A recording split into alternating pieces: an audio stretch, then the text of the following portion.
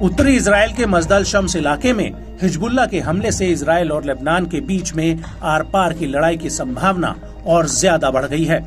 वहीं दूसरी तरफ इजरायली पीएम बेंजामिन नेतन्याहू ने ऐलान कर दिया है कि वो इस हमले का हिजबुल्लाह से हर हाल में बदला लेकर रहेंगे। लेकिन इस सब के बीच उत्तरी इजराइल पर हिजबुल्लाह के हमले कम होने का नाम नहीं ले रहे हैं, बल्कि हिजबुल्लाह दोगुनी ताकत से उत्तरी इजराइल पर बमबारी, रॉकेट, मिसाइल और ड्रोन हमले कर रहा है।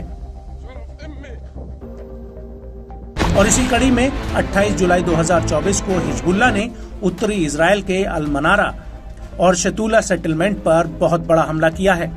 हिजबुल्लाह ने इस इलाके में इजराइल की सैन्य चौकियों पर जमकर बमबारी की है और इस हमले को लेकर लेबनानी मीडिया हाउस अल मयादीन का कहना है कि हिजबुल्लाह का हमला पश्चिमी अल जलील में हुआ है, जो एकदम सटीक था। इसके अलावा शतूला में इजरायली सैनिकों के जमावड़े वाली जगहों पर और सेटलमेंट्स पर भी कई हमले किए गए हैं।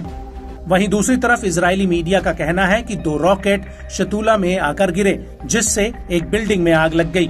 आपको बता दें कि हिजबुल्लाह के इन हमलों से पहले इजरायली सेना ने तराया प्लेन और बेका वैली के बलल शमाली, कफार किला, खियाम और तायर हारफा गांवों पर हमला किया है। साथ ही इजरायली एयरफोर्स ने दक्षिणी लेबनान के अब्बासिया और बुर्जर शमाली कैंप में एयर स्ट्राइक की है, जिसकी वजह से नागरिक ठिकानों में आग लग गई।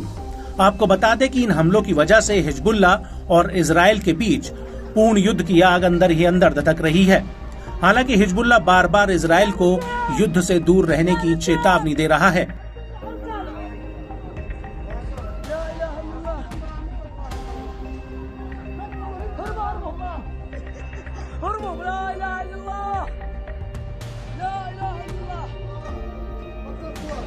और अब इसी कड़ी में लेबनान के सांसद मोहम्मद राड ने लेबनानी संसद में इजराइल को एक बहुत बड़ी वार्निंग दे दी है।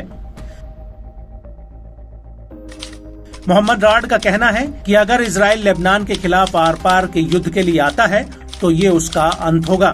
गाजा में इजराइल का उद्देश्य फिलिस्तीनियों की दृढ़ता के आगे विफल हो गया है।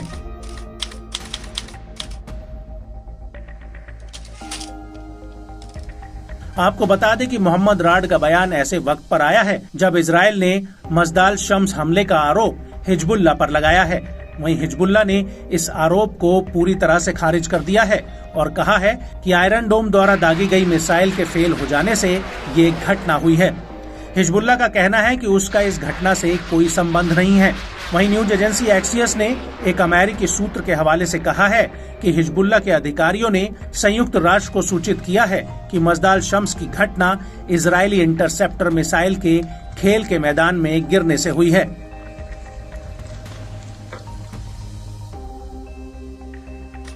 वहीं लेबनान के विदेश मंत्रालय ने कहा कि इजराइल ने मजदाल शम्स में जघन्य अपराध किया है और उसने इलाके में हालातों को और भड़काने के लिए इसका आरोप हिजबुल्लाह पर लगा दिया।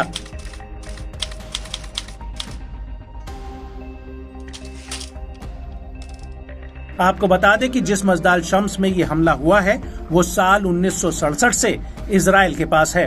हिजबुल्लाह इस इलाके को कब्जे वाला सीरियन गोलन हाइट्स मानता है और यहाँ पर अधिकतर आबादी ड्रूज अरब धर्म के लोगों की है, जिनमें से कुछ लोगों ने अभी तक इजराइल की नागरिकता नहीं ली है।